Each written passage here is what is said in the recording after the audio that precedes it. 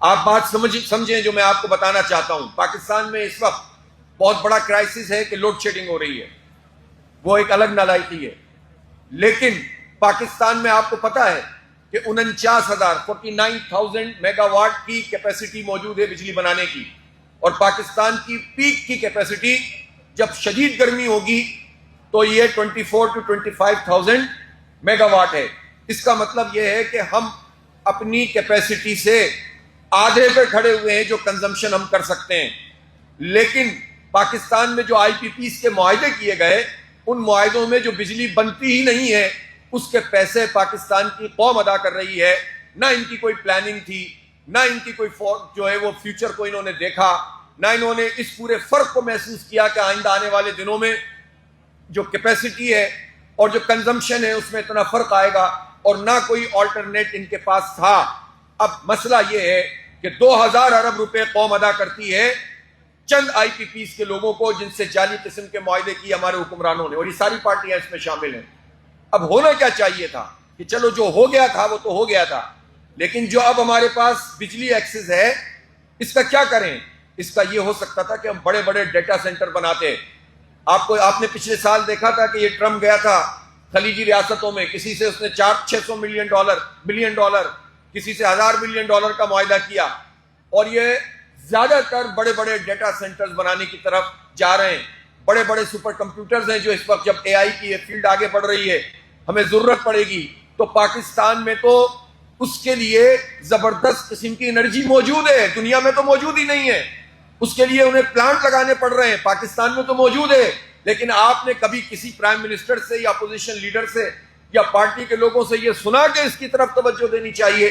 یہ اس پوری سوچ سے ہی آ رہی ہیں، یہ بس جو وقتی کام آتا ہے اس پر بھاگ دوڑ کر سکتے ہیں.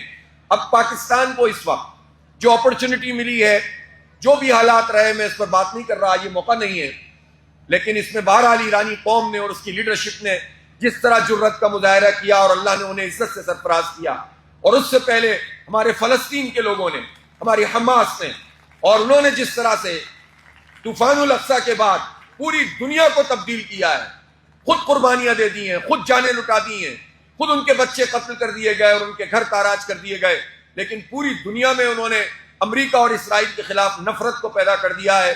اور اب امریکہ منہ چھپاتا پھر رہا ہے کہ کس طرح سے اس کو فیس سیونگ ملے. تو یہ قربانیاں جن لوگوں نے دی ہم کو اپریشیٹ کرتے ہیں، لیکن پاکستان کو بھی اس میں ایک ایج مل گیا، اور پاکستان ظاہر ہے جتنی بات ہے اتنی کرنی چاہیے کہ پاکستان نے اس میں اچھا رول پلے کیا اور ثالثی والے کردار میں ہم آگے بڑھ رہے ہیں، تو اس کو ہم اپریشیٹ کرتے ہیں. لیکن اس کے نتیجے میں جو اپرچونٹی پیدا ہوئی ہے، اس کے نتیجے میں جو خود پاکستان میں انویسٹمنٹ کے مواقع موجود ہیں، جب آپ کا انفراسٹرکچر نہیں ہوگا، جب آپ آئی ٹی فیلڈ میں کچھ نہیں کر رہے ہوں گے، جب آپ کے پاس ڈیٹا سینٹرز نہیں ہوں گے، جب آپ کے پاس بجلی موجود ہے اور اس کو ٹرانسمٹ کرنے کے لیے پراپر انفراسٹرکچر نہیں ہوگا، جب آپ کے پاس اتنا لوڈ ہوگا کہ 2,000 ارب روپے چند لوگوں کے ہاتھوں میں دیں، گندم مافیا یہاں کھا رہی ہے، چینی مافیا یہاں ہڑپ کر رہی ہے، قبضہ مافیا یہاں پر بیٹھی ہوئی ہے، اور یہ سارے مافیاز جب مل کر لوٹتے ہیں تو اس نظام میں رہتے ہوئے اس اپرچونٹی کا پاکستان فائدہ نہیں اٹھا سکتا.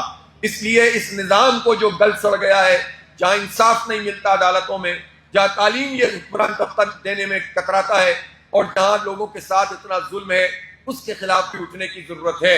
اور اس کے لیے آپ کسی دھوکے میں نہ آئے. اب مزید پاکستان متحمل نہیں ہو سکتا. 78-79 سال ہم ضائع کر چکے ہیں. ہم آپ سے کہتے ہیں کہ آپ ہمارا حصہ بنیں، ہمارے ممبر بنیں، ہمارے ساتھ چلیں، اور جتنے کام ہم کرتے ہیں ان میں آپ پارٹیسپیٹ کریں. جماعت اسلامی کوئی کسی بلڈنگ کا نام نہیں ہے، کسی جو ہے وہ ٹاور کا نام نہیں ہے. جماعت اسلامی آپ ہیں، جماعت اسلامی میں ہوں. ہم سب مل کر، آپ میری بیٹیاں جماعت اسلامی، ہم مل کر جو ہے وہ کیوں نہیں ملک اور قوم کی خدمت کریں، پڑھائیں اپنے بچوں کو، کھیل کے میدان میں آگے بڑھائیں، ٹیکنالوجی میں آگے لے کر جائیں، اور ظلم کے خلاف اس پورے نظام، چہرے نہیں بدلنا ہے، اب نظام کو بدلنے کی تحریک کو آگے بڑھانا ہے. کیونکہ چہرے بدلتے رہے پارٹیاں اور ان کے جھنڈے بدلتے رہے، حالات نہیں بدلے. ہر پارٹی میں ایک مافیا ہوتی ہے جو چاروں طرف موجود ہوتی ہے اور جو اس پارٹی کے لیڈر پہ بھی قبضہ کر لیتی ہے، اور اس کا تجربہ ہم نے بہت کر لیا. اس لیے اب ہمیں پارٹی بھی وہ چاہیے کہ جو دیانتدار ہو، امانتدار ہو، خدمت کرنے والی ہو، اور جس کے اوپر کوئی سوال نہیں اٹھا سکتا ہو. اور ہمیں قوم بھی وہ چاہیے جو اس لیڈرشپ پر اعتماد کرے اور اس کے ساتھ چلے کہ جو واقعی نیا کو پار لگا سکتی ہے.